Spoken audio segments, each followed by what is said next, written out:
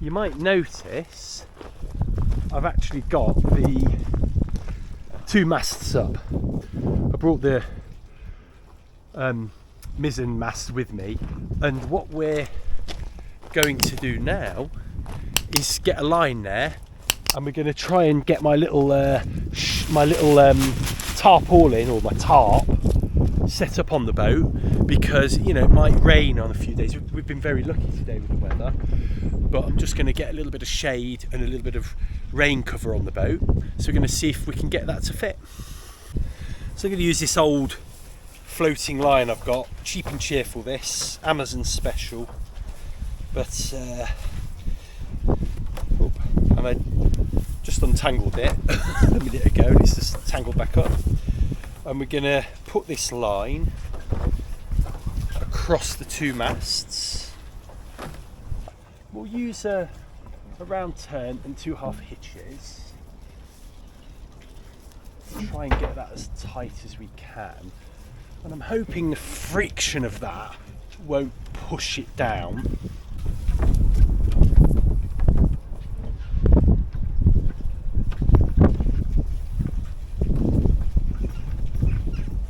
There we go. So there's our line. Let's go and get the tarp. That way.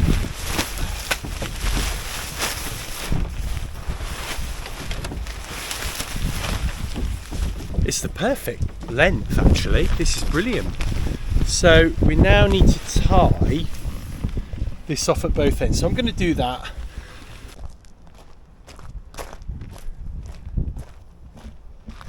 There we go. Look at that. That's taken me about 5 minutes to fit that. Fiddle about. I just used one of the guy ropes from the other side, and I can actually use these little adjusters to tighten this up, so that could go a little bit more. So actually, if you had a piece of line and maybe had a proper eyelets or fairlead similar to that, that would do. That would keep that rope from sliding up and down, and also it'd stop you having to work out where to put the line every time. Let me get out of the sun.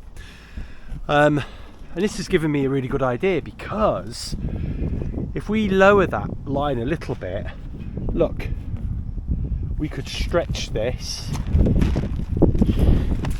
and pin it down, padunk, padunk, padunk, like that. So we could have eyelets in here, almost like this, and then you'd have a nice seal, look. So this tarp could actually be the beginnings of a tent. We just need to make doors at the front and the back.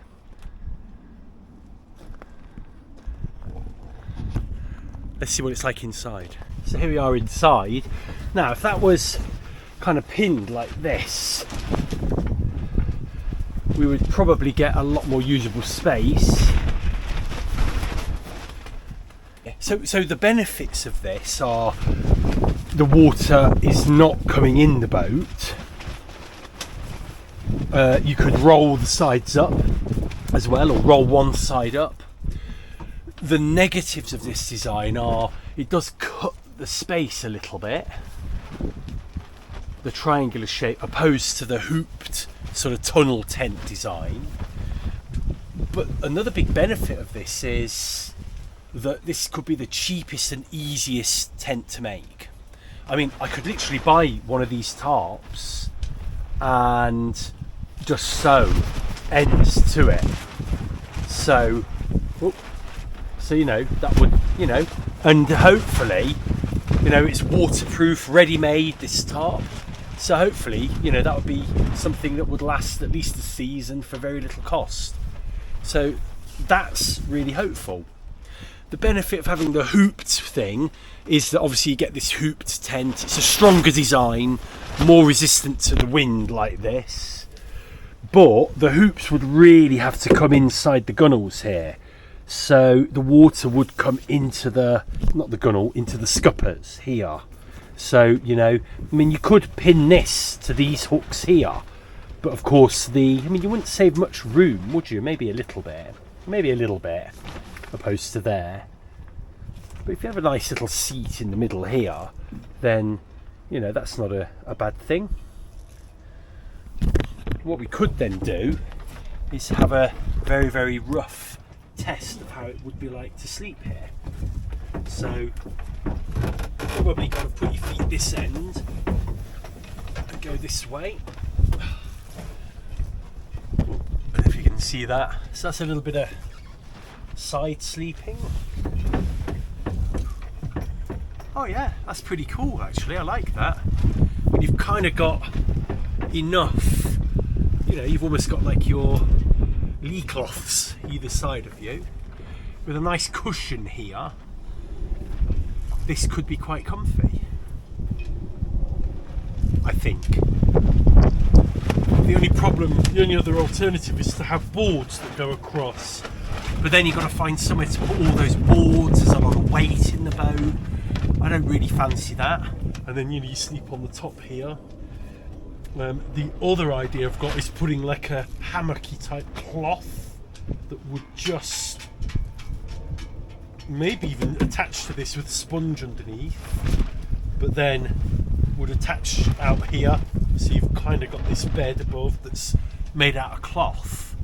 So yeah, all ideas at the moment, but so far this is really, really encouraging. Right, here's my rain cover. I'm going to try and replace the bungee cord on this. So first thing I need to do is measure the bungee cord that's on there. Now, one other thing I'm a bit concerned about is how stretchy that is. Oh, it's probably about, yeah, same stretchiness. So we're going to do it the same size, and then we'll take it from there. So actually what we're going to do is we're going to cut it. So we're going to cut it off the end here.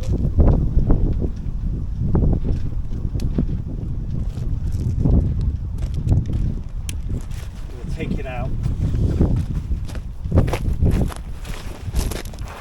And then we'll be able to measure it. So we're going to put a knot in this end. A good old figure of 8 will do us for now, I think. Might have to do 2 because I don't think that figure of 8 knot is big enough. So just make sure we get those on there.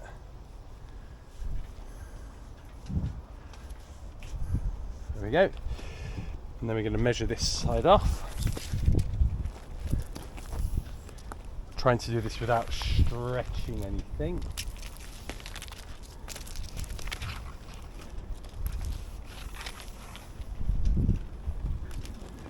So that's it there. I'm going to leave myself a load more because it's better to be a bit over than under. I'm going to thread this back through now.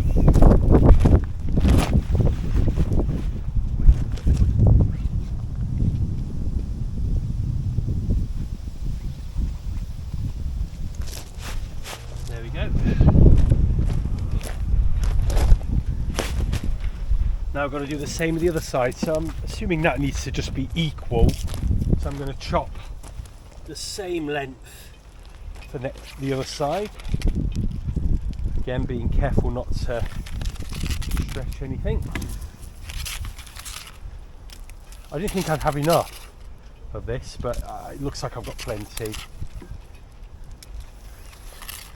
There we go, leave the load again.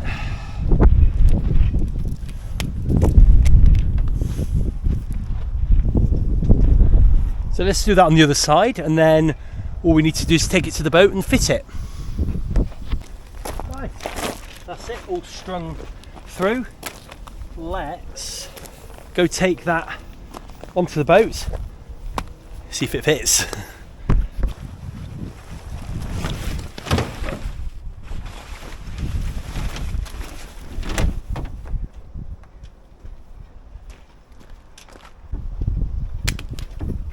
Right, let's get this on.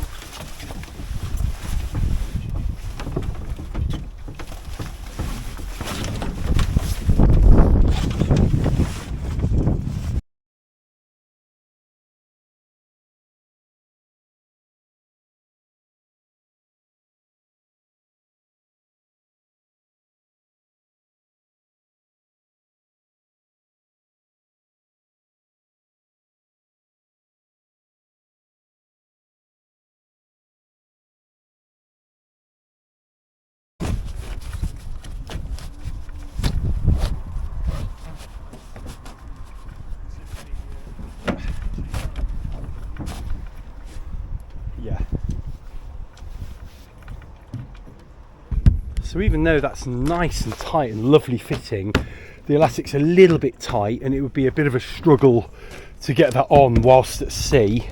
These need to fit around this last cleat here to straighten that out. As you can see, I've just managed to get it on the other side. This side, I think I could get that on there. I'll give it a bit of a tug here.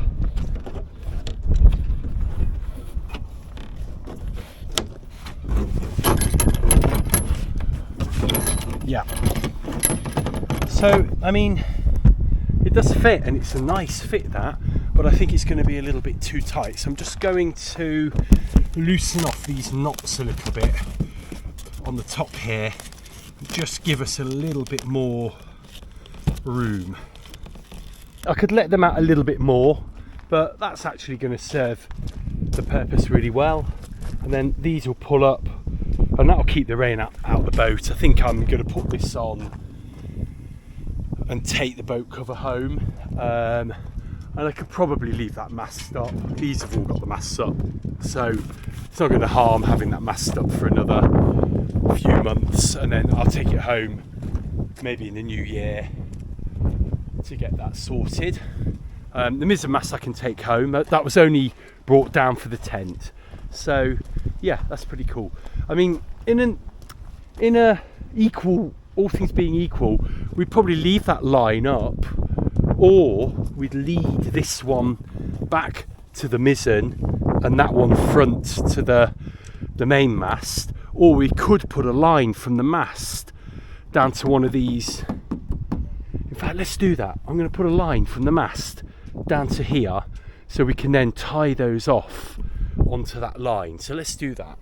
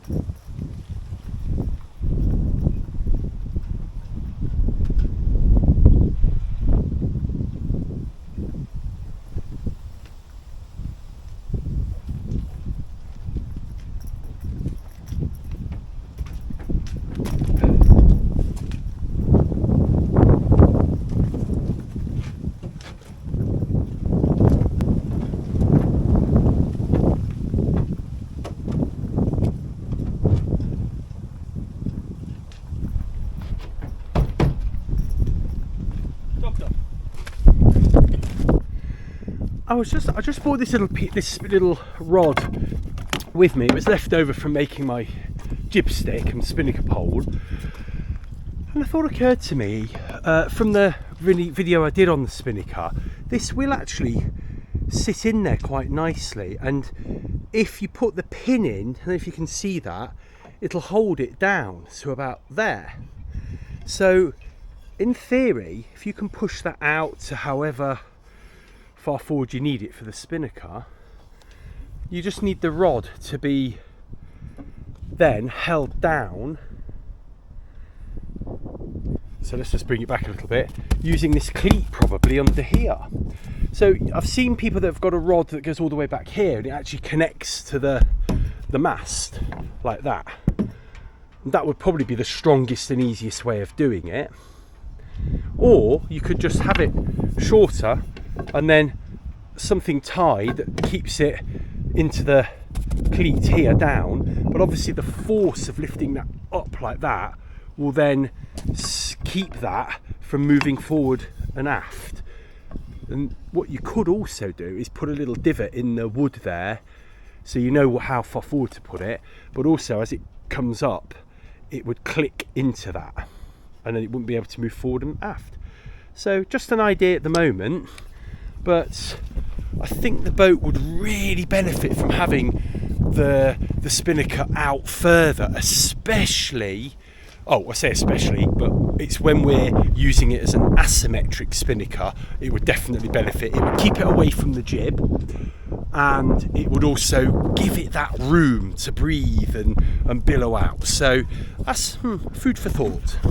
One last job before we go. I'm just going to measure the seating here. So it's 36. I'm pretty sure it goes to 30, but 36 would go to there. So for a cushion that will double up as fitting in here, which yes, it will there. Just there. I think we'll be able to squeeze it in, but what I wanted to know was the length there. It's 36, and I think if we need it, maybe, well, we'll need it the length of me, won't we? So 6 foot, and then we do it in 2 halves. So then we've got 3 foot, which is what, 130, 90. So we'd have 2 3-foot cushions, one here, which would be to here, and one, and then what we do is have one that side, one this side for sailing. But then when we're sleeping, we can put them one down and the next one down, and that will give me a 6-foot bed. My feet would just maybe creep over the edge, or we make them a little tinky bit longer, and that's cushions and the bed that don't effectively take any sail room up. And then hopefully, because they're only that width, you'll be able to stuff them in the locker if the worst, if you need to get rid of them if it got a bit rough. So that's useful to know. I'm going to make those, mark those measurements down, and we'll be able to go to the sewing machine and make those this week.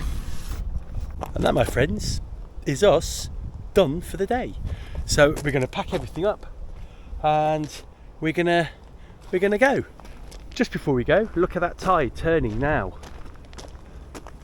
That's interesting, isn't it? Proper. Oh, it's actually quite fast on the way out now, isn't it? Fairly fast ebb tide. I think we're near or close to spring tides today, so that's probably why. You want to probably stay away from spring tides in the River Mersey. They're a little bit fast, especially for this old girl. Anyway, with that said, I shall say goodbye, and I shall see you next time.